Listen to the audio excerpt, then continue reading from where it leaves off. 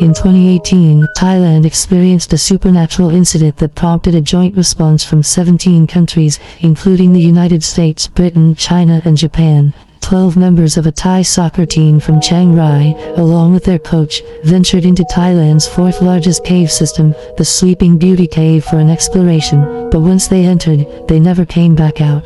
That evening, torrential rain began pouring down. The Sleeping Beauty Cave floods every year, and it was only then that their families realized the gravity of the situation. When they arrived at the scene, all they found were 13 bicycles scattered haphazardly. The Sleeping Beauty Cave had already been completely submerged by floodwater. They called out the children's names into the cave, but got no response. At 1 a.m., Navy SEALs arrived on scene to begin rescue operations. The Chiang Rai provincial governor also rushed to the location after receiving the news. A foreign resident provided a structural map of the cave's interior. Although the cave system was complex with narrow passages, fortunately it also contained larger chambers that gave the children a slim chance of survival. The Navy SEALs organized their personnel and equipment and began the first wave of cave exploration. They searched for traces of the children deeper in the cave, while securing ropes to stalactites to facilitate future rescue efforts. By 5 a.m., the well-equipped team members returned to the starting point, covered in injuries. Conditions inside the cave were extremely dangerous. One team member nearly lost his life. Their expedition had only managed to advance 800 meters into the 10-kilometer-long cave system. The difficulty of the rescue operation exceeded everyone's imagination. Seeing the disheveled state of the team members, the families' hearts sank to rock bottom, and their flickering hopes began to fade. The next day, the incident exploded across the media. The rescue operation escalated into an international crisis, with the local government calling for help from around the world. Volunteers from across the globe rushed to assist. A passing hydraulic engineer noticed volunteers using water pumps to extract water from the cave. Despite using the largest pumps available, his experience told him this approach would have minimal effect. He found a local elderly man and explained his credentials. To solve the water accumulation problem in the cave, they needed to address the source up in the mountains. Under the old man's guidance, they successfully found the mountain path and discovered countless deadly water inlets, where floodwater was continuously pouring into the cave. The only way to better solve the water problem was to divert the mountain floods downhill. However, the catch was that doing so would destroy acres of crops, wiping out a year's worth of farmers' hard work in an instant. No matter what choice they made, the result would be heartbreaking. When the governor learned of this, he personally approached the farmers with a tentative attitude, explaining the situation and hoping to secure a lifeline for the children. What can get the eat? Fine. Naman to swell on neck what's out. Hindi na kung napakalan nila. Dawa haven't been found permokap mo kabigit. The farmers quietly discussed among themselves for just a few moments before quickly making their decision. Halit out. Well on. Oh, bakap. Hakinap. By the fifth day, rescue personnel from around the world had reached 1,000 people. Among them were 2 cave diving experts from the British Cave Rescue Council. Upon arrival, they didn't even pause to rest. They immediately suited up and rushed to the scene. Their appearance would change the entire rescue situation. They reached Chamber 3, located 800 meters from the entrance, where water was being pumped out around the clock. But the water level continued rising, making the rescue operation increasingly urgent. After diving several dozen meters into the cave, a water pump malfunctioned due to high-pressure operation, with repair crews working frantically to fix it. This was also the last spot where they could surface and breathe. The 2 men put on fins and dove into the water at this location.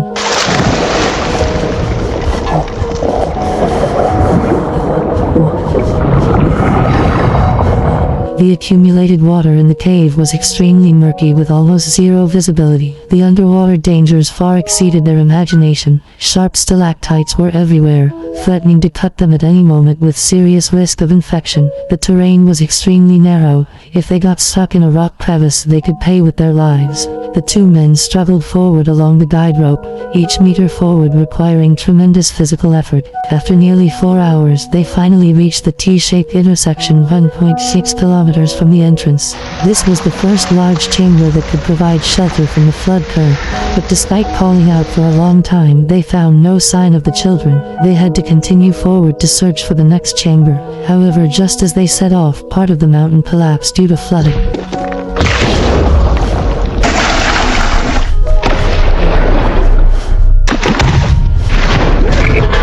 Violent floodwater came gushing out. Debris and powerful currents instantly trapped them in a desperate situation. Fortunately, both men were experienced and successfully navigated this crisis, but they understood that the path ahead would be even more dangerous, and they couldn't proceed recklessly. Exhausted, they immediately chose to return by the same route. The speed of the rising water was alarming. When they returned to the diving point, it was almost completely submerged by floodwater. A maintenance worker was trapped on the rocks above, unable to move. They could only share one set of equipment with him, planning to safely escort him out first and then return for the other person. But cave diving was beyond the capabilities of ordinary people. As soon as they entered the water, the maintenance worker showed signs of distress. Terrifying claustrophobia gradually drove him to lose his sanity. He desperately struggled against Rick, trying to surface, even knocking off Rick's secondary breathing apparatus in the process. However, during his ascent, he crashed headfirst into a rock, and blood immediately stained the water red. Rick quickly adjusted his equipment and forced the secondary breathing apparatus back into the man's mouth, then used all his strength to drag him back to shore, ultimately resolving the crisis. Rick and his partner informed the governor about the complex underwater conditions. To prevent casualties, the governor decided to temporarily halt all rescue operations. I must ask, please, we're not going to caves again, without my permission. Up to this point, the rescue team still had no word about the trapped individuals. Family members began to consider giving up, only asking the government to bring their children's bodies back intact. The committee held an emergency meeting to discuss the cave conditions in depth, when to enter the cave and who should go. Everyone felt they should wait for the heavy rains to stop and pump out the cave water before making plans, but Rick and John had different opinions. Every minute of delay brought the children one step closer to death's door. As seasoned cave experts with 30 years of cave rescue experience, only they were qualified for this mission. They requested to begin rescue operations immediately, but the governor still decided to wait until the heavy rain subsided. The responsibility would be unbearable if foreign volunteers died during the rescue operation. On the 8th day, the diversion work made new progress. The first batch of pipelines was completed, and floodwater began being diverted downhill. A powerful current, like a massive army of ants, gradually consumed the farmers' year of hard work bit by bit. However, on the 9th day, something happened that no one could explain.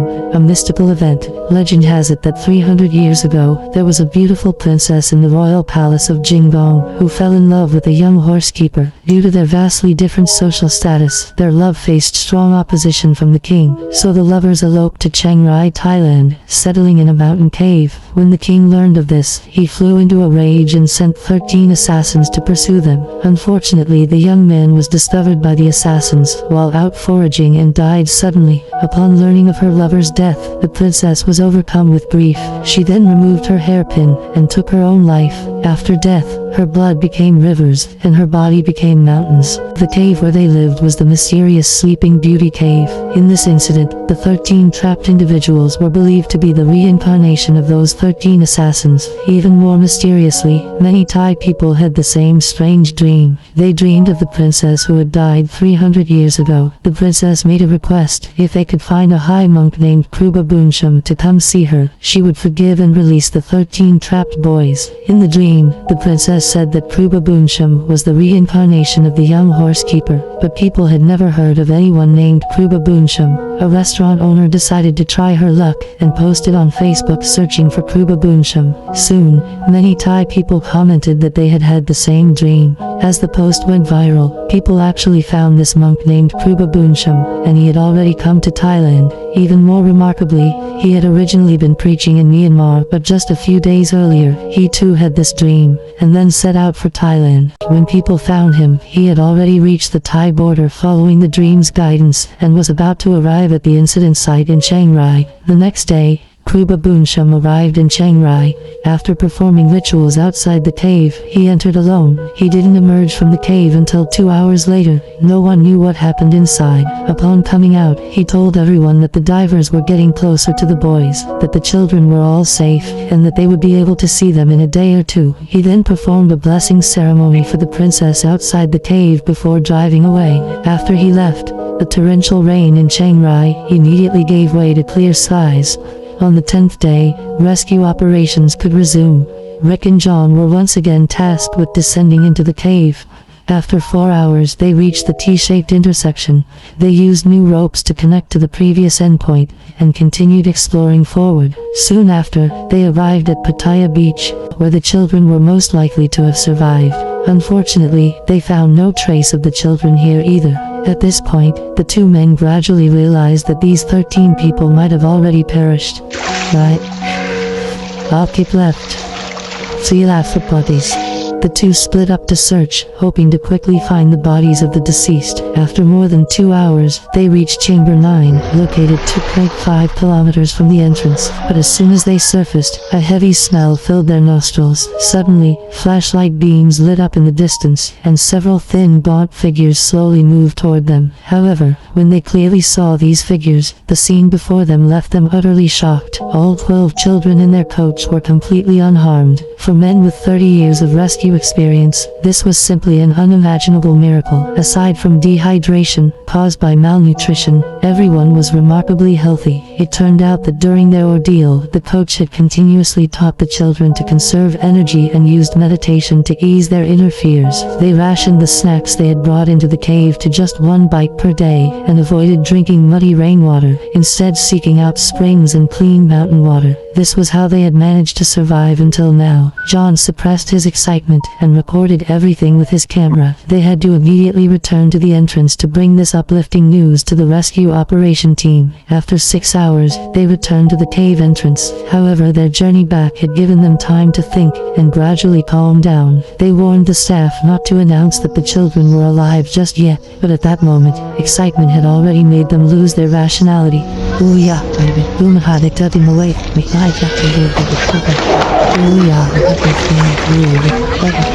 Before long, this news swept through the entire rescue site like a flood.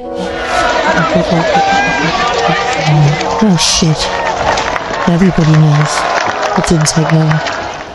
That evening, the governor came to thank the two men for their significant contribution, but at that moment, their faces were heavy with concern. Getting these children out would be thousands of times more difficult than finding them. In other words, this was essentially an impossible mission. The governor proposed that they would arrange the most elite Navy SEAL team members with the most advanced equipment to rescue these children, but Rick quickly rejected this idea. This wasn't about the divers or equipment. During their first cave entry, they had rescued the trapped pump maintenance worker over just a few hundred meters. The terrifying claustrophobia had caused that swimming-capable adult to lose his sanity. How much more so for these innocent children? Asking them to dive back through over 2,000 meters of cave was simply a pipe dream.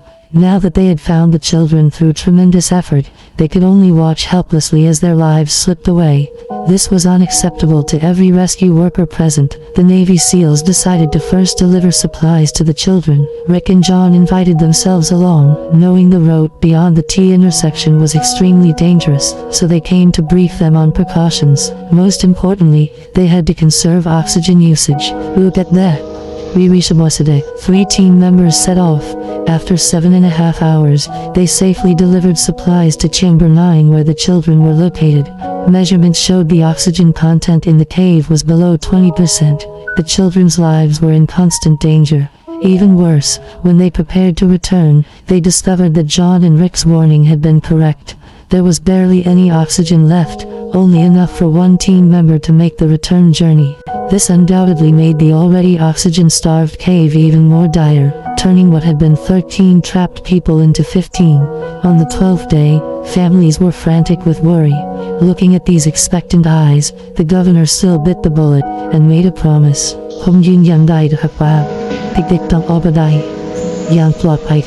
However, this statement would burden him, who should have been retiring.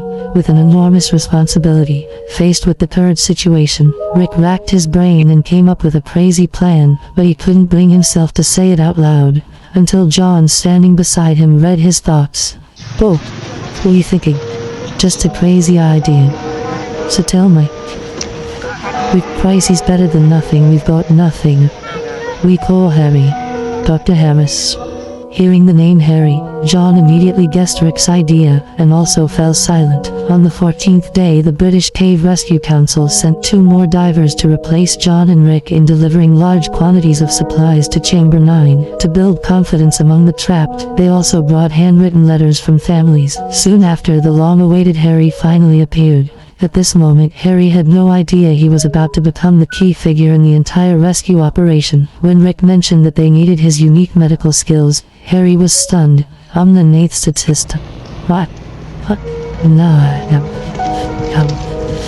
No. Harry shook his head vigorously like a rattle drum. He knew this went against the professional ethics of an anesthesiologist. Anesthetizing these children to bring them out of the cave was no different from directly killing them. Harry found this absurd plan impossible to choose, but in fact, this was indeed the only way to save them. We're gonna die anyway. On the 15th day, a team member went to deliver diving suits to the children. When he swam to the 1/3 point, his oxygen tube got caught in a rock crevice, causing massive oxygen leakage. He tried desperately to save the situation, but ultimately lost his life tragically.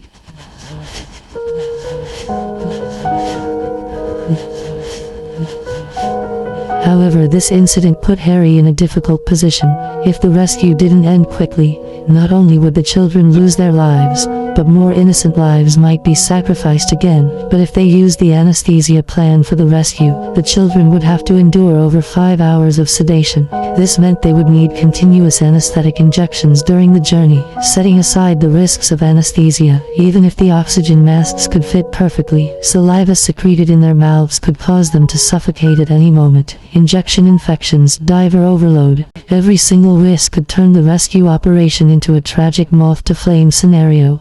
Even with tremendous luck, they might only save 2 or 3 people at most. He didn't have the courage to make such a rash decision about the life and death of these 13 people, but Rick said that if they did nothing, all they would retrieve would be 13 corpses. If the children unfortunately died during the rescue process, at least they would have tried their best. That night, the rescue team held a secret meeting. The anesthesia plan was the only method to extract the trapped personnel. The governor inquired about the safety of the plan. Harry looked troubled. I can't answer that, because I've never done it before. But theoretically, it had some feasibility. If they decided to implement it, they had to be prepared for potential casualties at any moment. The governor decided to take the gamble. He requested approval from the minister for the anesthesia plan. After deliberation, they finally decided to secretly execute the anesthesia plan. No one must know about the method you propose. Not even the parents. Do your best. And if we fail, the failure is mine alone.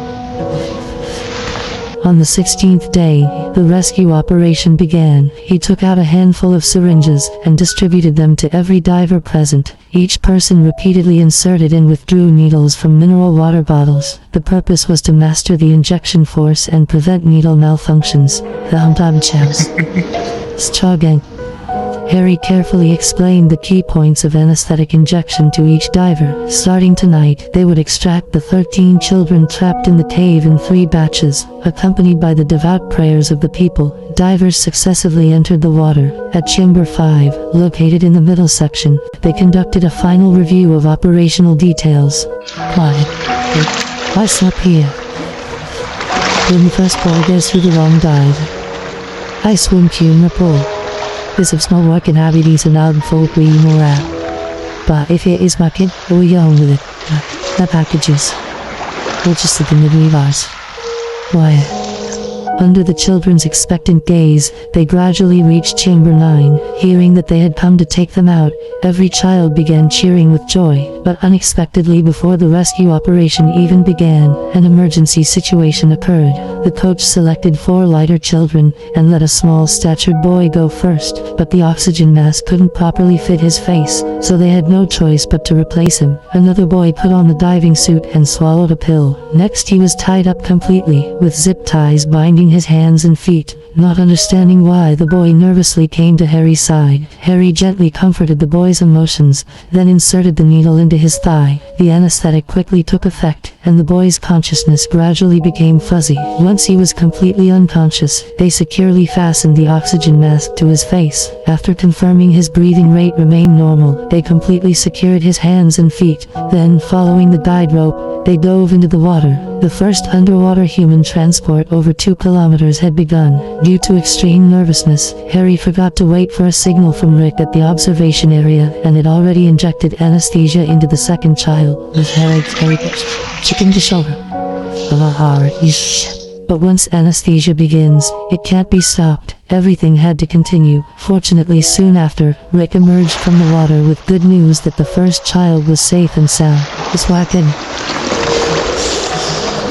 However, the first boy who departed began showing signs of waking up after leaving the observation station. The responsible diver immediately stopped moving forward and prepared to inject the next dose of anesthesia, but due to excessive physical exhaustion, his trembling hands caused the anesthetic needle to sink to the bottom of the water. Fortunately, he managed to feel around and find the anesthetic needle, successfully administering the injection just before the boy fully awakened. At this time, the second child under John's care also successfully reached the observation point. After the boy received his anesthesia booster, another accident occurred. He's not breathing. John quickly turned him over. The boy's breathing returned to normal again. John discovered that the boy would stop breathing every time he entered the water, but would resume normal breathing when returned to the surface. After several repeated experiments, the boy's condition gradually stabilized. Breathe. John felt like he had just ridden a vertical roller coaster and nearly became the first failed case. Meanwhile, the first child was successfully brought out of the cave after 7.5 hours, with all vital signs normal. After 16 days, escorted by medical personnel, he finally basked in sunlight once again. To stabilize the family's emotions, he was secretly loaded into an ambulance and then transferred to a helicopter. Under thousands of watchful eyes, he was sent to the hospital for treatment. By late night, the entire first batch of boys had been successfully rescued. Harry, bearing heavy responsibility, hesitated to come ashore. Only when doctors told him all 4 were safe and sound did his anxious heart finally settle. They had not only set a precedent in rescue history, but had created a miracle. Harry's mixed emotions of joy and worry were beyond words. Seeing helicopters constantly flying back and forth overhead gave people a growing sense of hope's dawn, but Rick and John's faces showed no trace of smiles. They understood that having successfully rescued 4 alive had made them heroes, but if they next brought out even one dead body, their reputation would certainly flip to the opposite extreme, and they might even bear eternal infamy. On the 17th day, the mountain flood diversion never stopped for a moment. Due to the enormous volume of flowing water, the number of pipes was becoming insufficient. An experienced elderly man simply asked one question. Then he stood up and cut down bamboo, splitting it in half through the middle. With the old man's help, the diversion project was finally completed.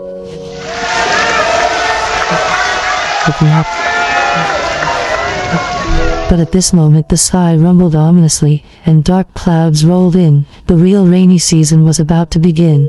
That evening, the rescue team finally found a suitable mask for the boy, but along with it came the life-threatening rainwater. No one could sleep that night. They dared not imagine how difficult tomorrow's rescue would be. On the 18th day, the torrential rain intensified. The farmland had now become a vast ocean. Rescue difficulty reached unprecedented heights. Rick stated that if the next operation couldn't guarantee his own safety, he would withdraw from the rescue. However, upon reaching the cave, the water level had risen to about 3 times its previous height. This meant they needed to dive much greater distances while also resisting unpredictable strong currents. The danger level was unimaginable. Everyone understood the severity of the situation and turned their eyes to Rick, the leader. Whether to continue into the cave was entirely in his hands.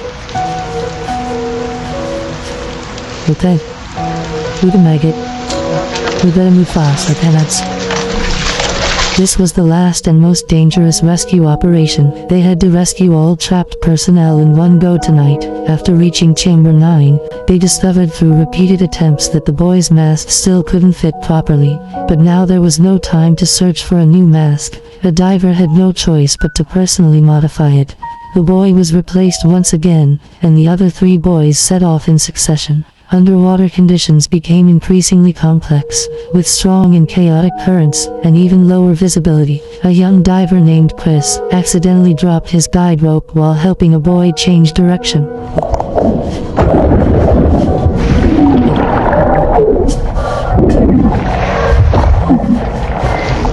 The powerful flood currents swept him further and further away until he lost his bearings. He could only try to touch the cave bottom, find suitable footholds, and prevent himself and the boy from being swept further by the flood. Fortunately, he touched an electrical wire and followed it to Chamber 4. Luckily, the boy's condition remained normal, but the anesthetic timing interval had been completely disrupted. To ensure the boy's safety, Chris could only wait in place for rescue. Meanwhile, the boy's mask was finally modified successfully. He eagerly put on the diving suit and swallowed the pill. After the anesthetic injection was completed, he finally set off. Rick, who had departed second, discovered Chris waiting in Chamber 4. Chris. He comforted Chris's emotions and told him to stay put and protect the boy, waiting for Harry to confirm whether the boy was safe before following Harry's arrangements. Meanwhile, all other personnel successively dove into the water. At this point, Chamber 9 was completely evacuated. Soon after, Chris finally waited for Harry.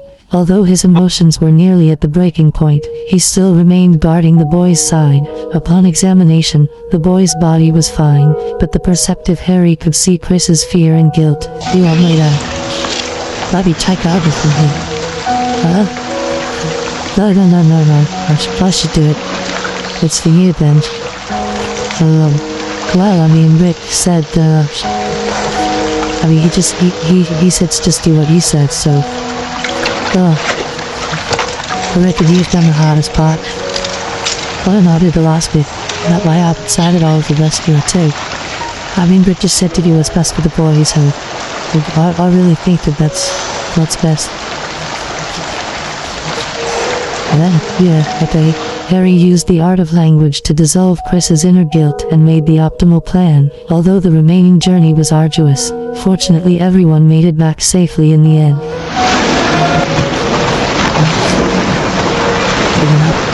Get out.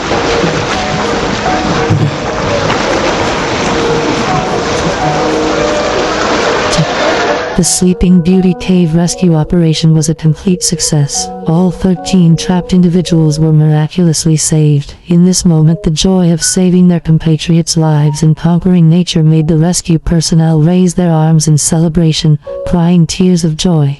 Over 5,000 volunteers from countries around the world had accomplished an impossible mission. During the rescue, they forgot about differences in skin color, nationality, and culture. United as one, they created a great chapter in rescue history that would never be forgotten. Everyone was immersed in joy except anesthesiologist Harry, who sat alone in a corner after briefly smiling. He had just received a phone call. At this moment, he and his father were separated by life and death, never to meet again.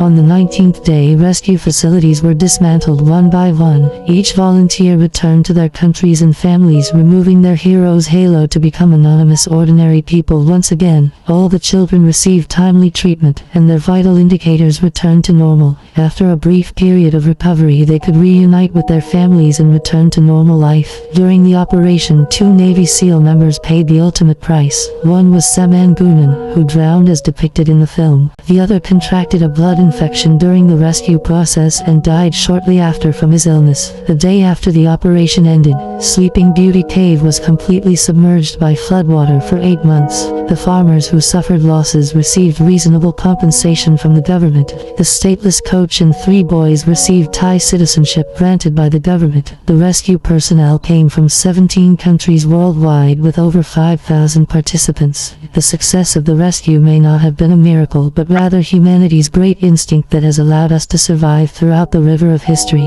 It is precisely because we possess this instinct that humanity has been able to continuously rebuild and progress through countless difficulties and disasters over 6 million years. This instinct is our reverence and cherishing of life. Perhaps we can hardly achieve the self-sacrifice shown in the film, but when we encounter people who stand up for others' lives or rights, please don't be stingy with our praise and applause. Don't let this instinct gradually disappear amid indifference and mockery.